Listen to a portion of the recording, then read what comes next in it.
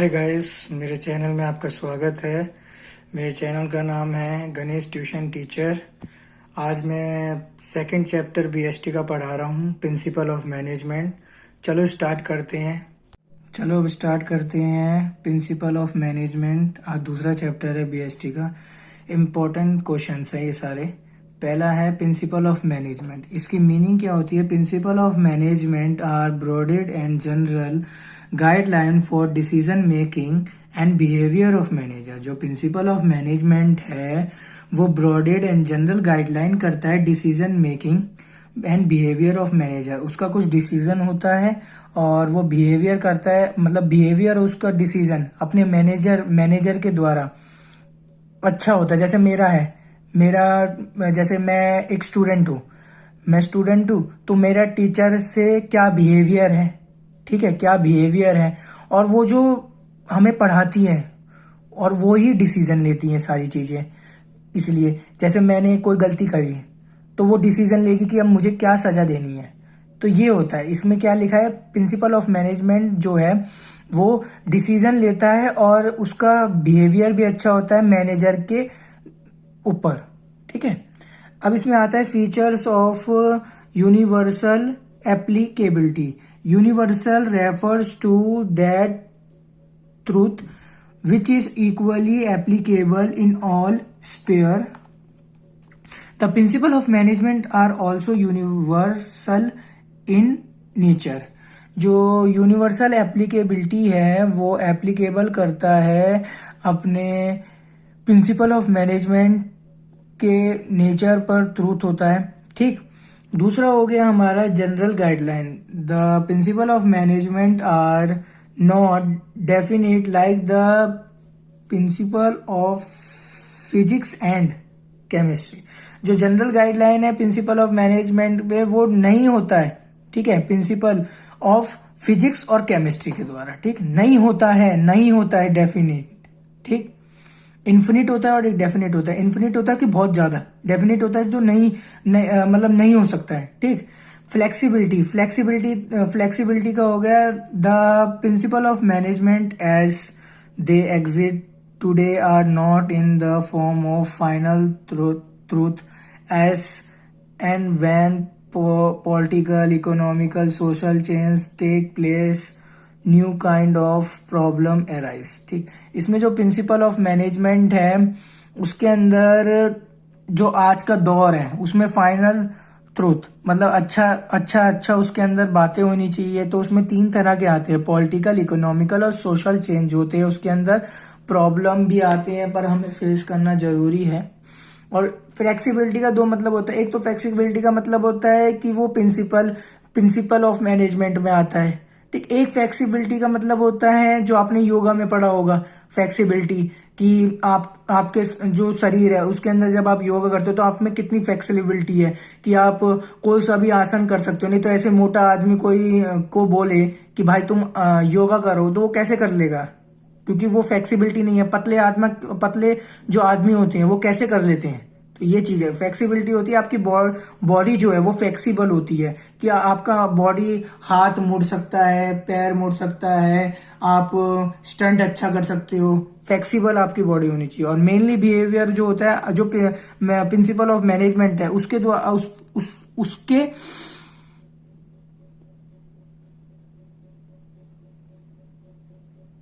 साथ आपका कैसा बिहेवियर है। Principle of management are directly concern with human behaviour. देखो इसमें मैंने बोला ना, तो प्रिंसिपल ऑफ मैनेजमेंट है ह्यूमन बिहेवियर उसका कैसा है।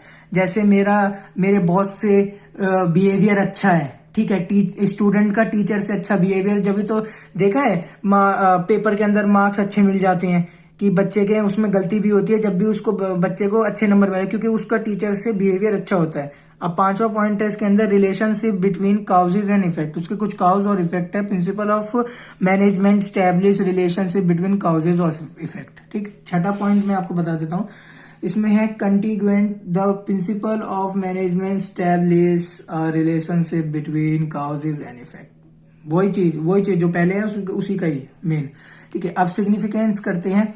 सिग्निफिकेंस हो गया हमारा, पहला हो गया provide useful insight the manager. The principle of management make the manager aware about the manner in which he should act in various situations so that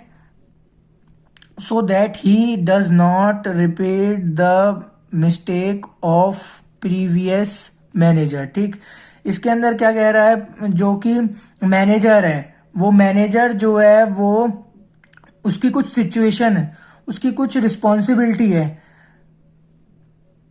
management के द्वारा, ठीक, और उसका भी तो कुछ कर्तव्य बनता होगा कि वो मैनेजर जो है वो मैनेजर है तो मैनेजमेंट के द्वारा उसको कुछ रूल्स दिए जाएंगे, उसकी कुछ सिचुएशंस होगी, वो आगे वो मिस्टेक ना कर सके तो उसको कुछ प्लान देंगे, ये चीज है.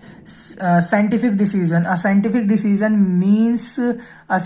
Decision means a balanced decision the principle of management provide the necessary training to the manager so that they can take scientific balanced decision. जो एक साइंटिफिक डिसीजन है वो बैलेंस डिसीजन भी होता है. ठीक, प्रिंसिपल ऑफ जो मैनेजमेंट है वो ट्रेनिंग करता है अपने मैनेजर के द्वारा साइंटिफिक और बैलेंस डिसीजन पे. ठीक, अब मैं आपको बता दूं, तीसरा है हमारा fulfil social responsibility. The principle of management increase the efficiency of the manager and enable them to fulfill their social responsibility.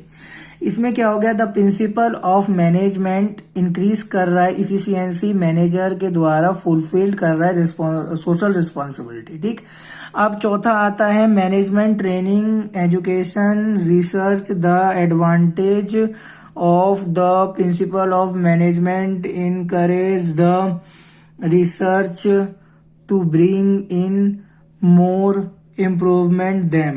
ठीक, जो एडवांटेज है उस प्रिंसिपल ऑफ मैनेजमेंट की, वो रिसर्च करता है मोर इम्प्रूवमेंट देम.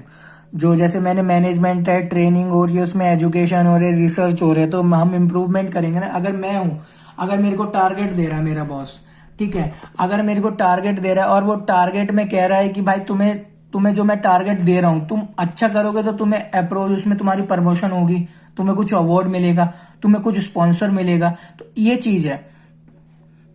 अब चौथा आपको मैंने पढ़ा ही दिया. पांचवा मैं बता देता हूँ, meeting changing environment recruitment in modern time.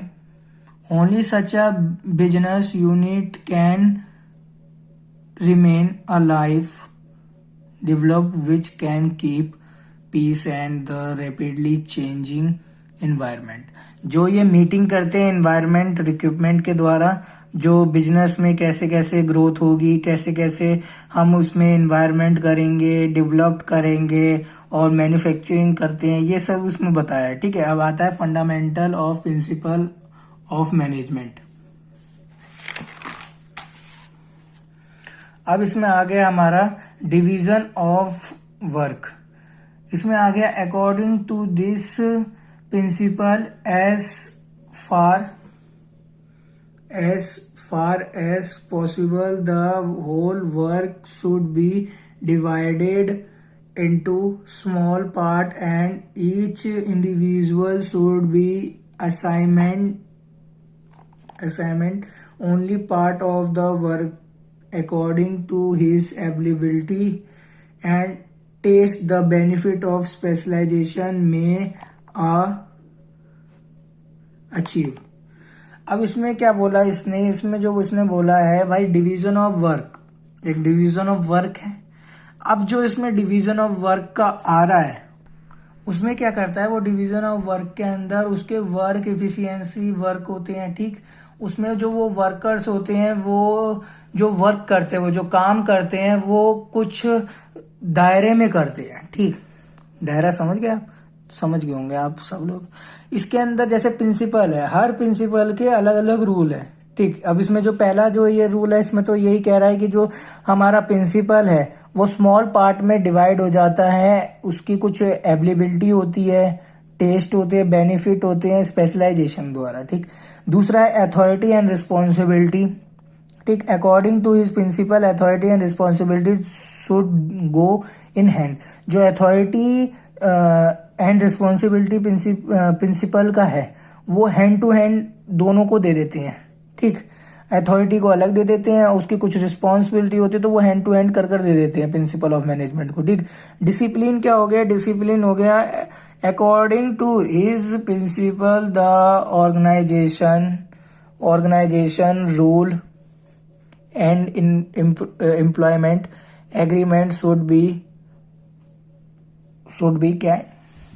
B avoid by both the supervised and subordinate, which are necessaries for the successful working the organization। ठीक, जो इसके अंदर कह रहा है डिसिप्लिन में, इसमें कह रहा है जो ऑर्गेनाइजेशन है वो रूल एम्प्लॉयमेंट एग्रीमेंट करता है अपने सुपरवाइजर को और सबऑर्डिनेट को, जो कि उसकी वर्क, उसका जो काम होता है वो अच्छा चलता है। ठीक, अब इसमें जो बोल रहा है unity of command, unity of command हो गया हमारा अकॉर्डिंग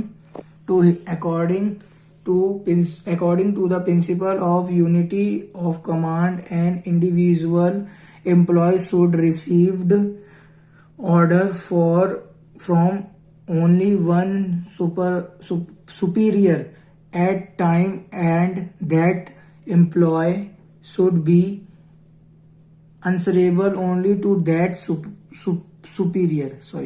superior। अब इसमें क्या है, दो तरह के आते हैं, राइट अप्रोच और रॉन्ग अप्रोच। राइट अप्रोच में क्या करते हैं, M1, इसमें 3 आते हैं, S1, S2 और S3। ठीक, रॉन्ग अप्रोच में आते हैं M1 और M2। M1 में आता है S1 और S2, M2 में आता है हमारा S2 और S3। ठीक, और ये दोनों आपस में जाते हैं। जो M1 और M2 है वो तो हो गया मैनेजर, और जो S1, S2 और S3 है वो हो गया सबऑर्डिनेट। आप समझ ही गए होंगे। इसमें जो principle of unity of command में जो बोल रहा है, इसमें बोल रहा है जो एम्प्लॉय है वो रिसीव करता है सुपीरियर कुछ समय द्वारा, और एम्प्लॉय जो है वो आंसरेबल, वो कुछ क्वेश्चन पूछता है सुपीरियर के द्वारा। ठीक, अब जो इसमें आता है 5वां, ये आता है हमारा remuneration to employ according to the principle employ should be paid fair recruitment which should given them at least a responsible standard of living. ठीक, अब जो इसके अंदर रिम्यूनरेशन ऑफ एम्प्लॉय है, उसके अंदर जो है हमारा आता है एम्प्लॉय जो है वो पे करता है, एम्प्लॉय जो पे करता है वो रिम्यूनरेशन स्टैंडर्ड ऑफ लिविंग के द्वारा। अब जो इसमें आता है हमारा, ये आता है हमारा centralisation and decentralisation according to his principle the superior should adopt effective insect of complete centralization and complete decentralization। अब जो इसमें सेंट्रलाइजेशन और डिसेंट्रलाइजेशन है, उन दोनों का मतलब एक ही है। जो सेंट्रलाइजेशन है वो थोड़ा कम आता है, जो डिसेंट्रलाइजेशन है वो थोड़ा बड़ा हो जाता है सुपीरियर के द्वारा। ठीक, अब जो इसमें आता है effective according to his principle the manager should treat their subordinate as fairly as possible so that they develop the feeling of dedication for their work. और दूसरा वाला जो है 8वां है, उसमें बोला stability of personal according to his principle there should of tenure of the employee so that the work continue efficiently। ठीक, अब जो इसमें बोल रहा है ना, इसमें बोल रहा है जो पहले वाला इक्विटी है उसमें बोल रहा है जो मैनेजर है वो ट्रीट कर रहा है सबऑर्डिनेट के द्वारा, जो डेवलप करेगा फीलिंग डेडिकेशन, हम डेडिकेशन होंगे उसके वर्क पर, ठीक।